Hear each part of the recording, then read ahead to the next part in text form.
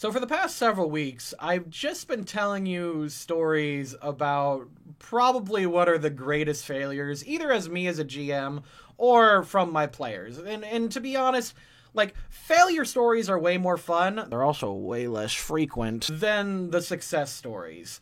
Now, this particular success story is probably my favorite campaign that I ever ran. It's probably the best campaign I ever ran in my life. Yes, it's better than Sands of Salabim. It's better than Sands of Horan. It's better than Pokemon Tabletop. This is the best campaign I ever ran in my life. It's called Dragons of the Grove, and I'm going to tell you this story. And it's very, very long. It's going to take several different parts, and I hope you're okay with that.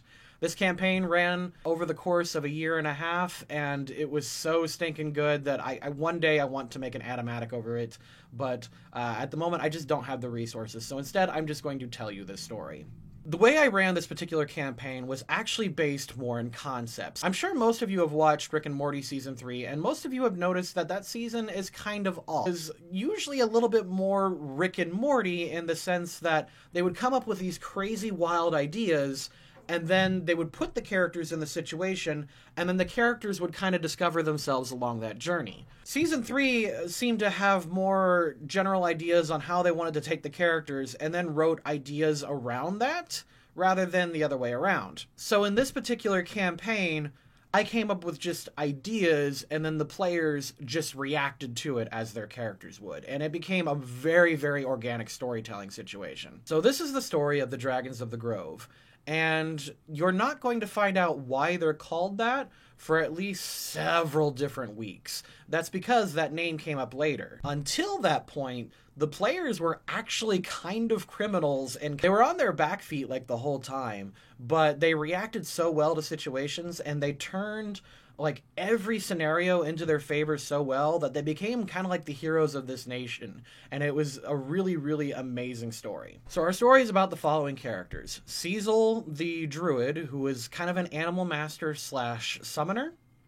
We also have Vahan Shalzov, who was a sand elf swords master, who coincidentally is the sister of Hanya Shalsov, one of the main characters of our Sands of Salabim campaign. You should go check that out when you're done with this. We also have Hogger the Knoll Barbarian. Yes, he got that name from World of Warcraft. We all know this. We're going to move on. We have Tarek the spell-casting priest necromancer. He was actually kind of an interesting character. He was neutrally aligned, but he used negative energy, and that's simply because he just wanted to use the rebuke undead ability rather than the turn undead ability. Rebuke undead lets you control undead if you succeed on a high enough roll, while turn undead just kind of makes them go away. And to be honest, we can all admit that Rebuke Undead sounds way cooler. There was another character called Doreen, which was a Masic Ranger. Masic, by the way, is the name that I have for normal humans. And we actually don't have any artwork on Doreen. She didn't really play a huge factor into the story, but she was there. And then finally, we have Rex, who is a Tan Orc gunslinger.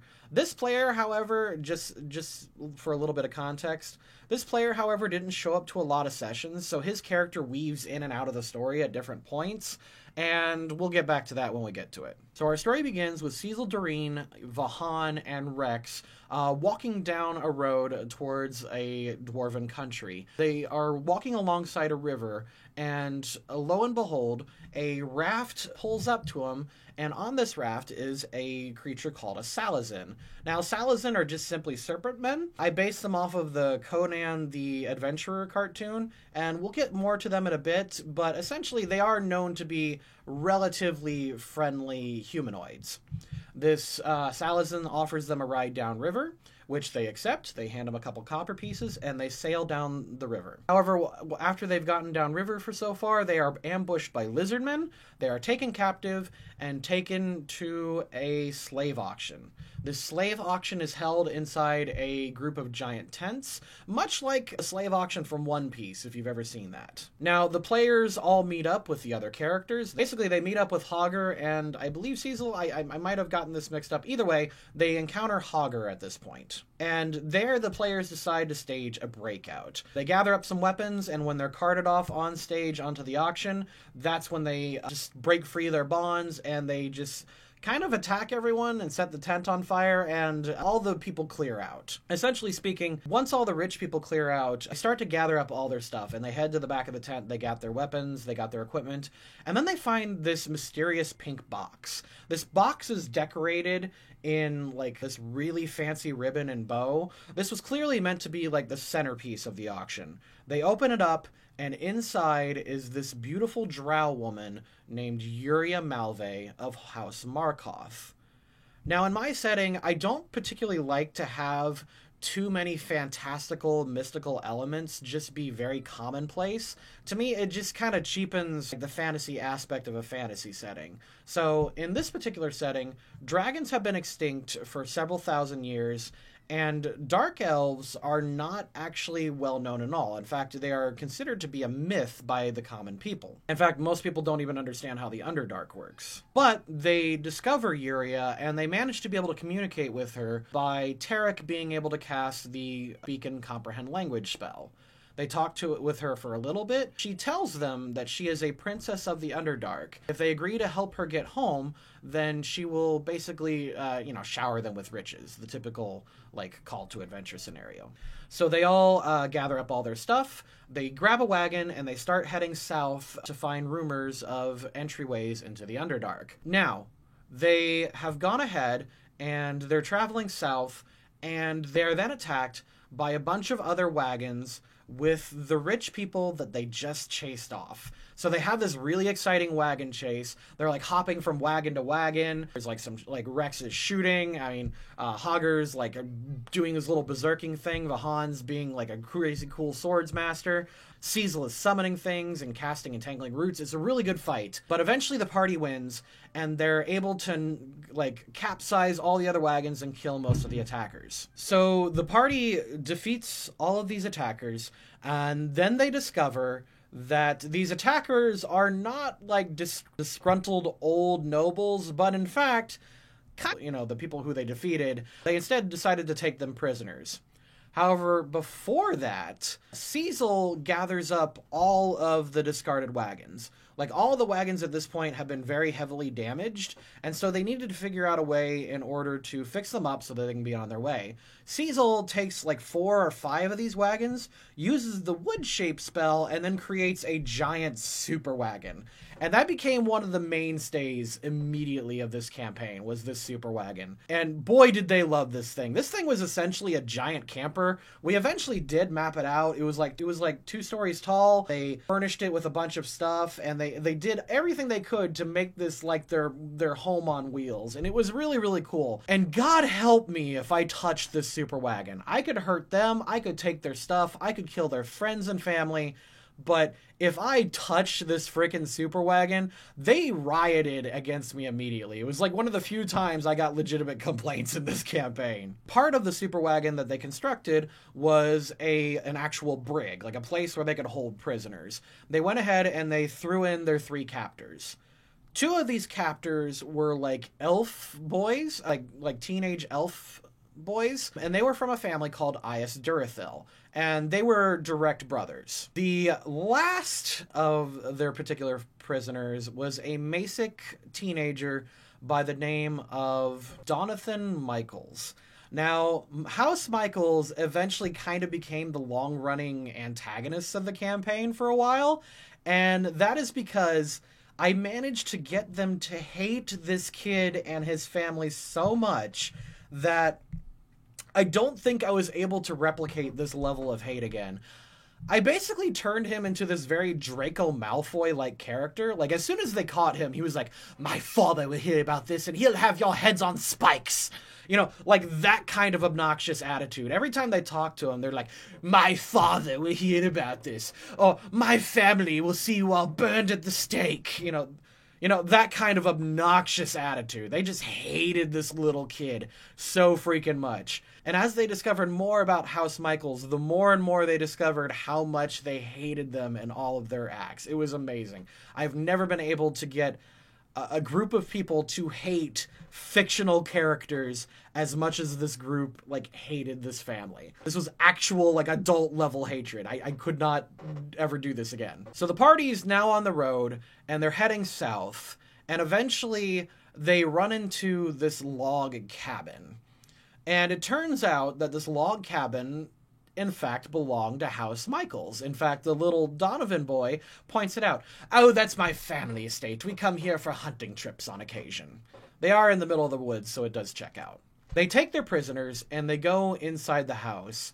And right away, they discover something that made them hate this family even more. They walk past the grand foyer and into, like, the main living room. And on the fire mantle, they discover, like, the stuffed bodies of 2 dryads. Now, in Cecil's backstory, he was actually raised by dryads. And so immediately this set him off. And normally Cecil was kind of like the pacifist in this scenario, but he immediately tried to attack this little kid because he, like, Donovan of House Michaels just kind of went, oh, I remember when our father hunted them down. He shot those clear in the head, and they were crying like little women. And, like, ooh, that did not go over well. He about, like, killed a kid right there. Fortunately, the rest of the party held him back, and they immediately took little Donovan back to the brig, and the 2 elf boys that were with him witnessed this. They immediately turncoated. They did not support Donovan at all, and they kind of were horrified by this revelation because the elf families of this particular nation always were in good terms with the Druids of the Grove. And the Druids of the Grove in most D&D campaigns are like this international organization that kind of manages Druid groves throughout the world. And so, like, the elf boys kind of respectively helped Cecil and the party bury these dryads and give them a proper funeral. And it was this, like, really sweet moment of role-playing where the party is actually kind of convincing these elf boys that, you know, Donovan and House Michaels, they're not on the up and up. And the elf boys just kind of held up their hands and said, yeah, dude, like, this was wrong. So they're kind of winning them over already. And it was at this point where they realized, hey, we're in the House Michaels summer home. Let's see what they got.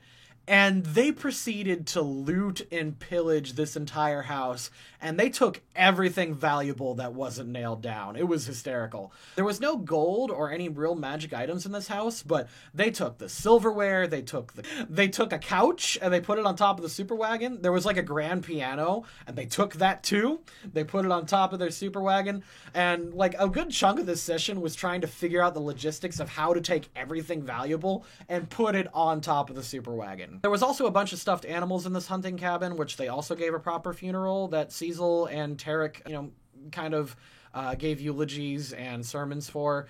And at this point, this is when they really won over the elf brothers. So after stealing everything of value within this household, they managed to furnish their super wagon and make it pretty comfortable to live in. They gave the elf boys like some nice clothes and a nice place to sleep. Meanwhile, Donovan just got like the worst of it. He wasn't treated badly or beaten or anything, but he was just on the now. Before they left the summer home, they went up Donovan and they gave him a torch, and they brought him up to the house and they told him to burn it down. Donovan looks at the torch, looks at the house, throws it in, house sets on fire, and begins to burn to the ground. The party all high-fives each other, and they're just kind of laughing at this kid's expense. But what really pissed him off is when I had the kid turn and go, oh, this is like our 6th summer home. It's the worst. I don't even care. My father can buy one of these every Sunday if he wanted to. And that kind of pissed them off. And I stole their thunder a little bit, but who cares, right? The party then travels south for a little while longer. Tarek is giving sermons. It turns out that Tarek, being a worshiper of the god of magic, actually shares a religion with the elf brothers.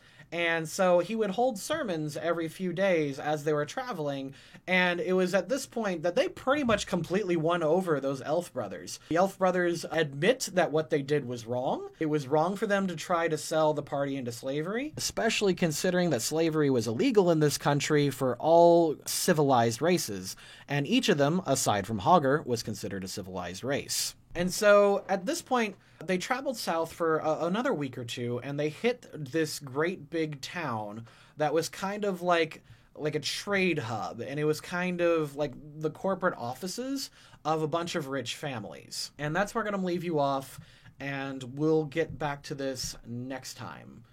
So I hope you liked that story. Be sure to check in next time for the Dragons of the Grove Part 2. Be sure to hit that like button, subscribe, check out our other D&D stories, and be sure to check out our D&D campaigns, and I'll catch you next time. See ya.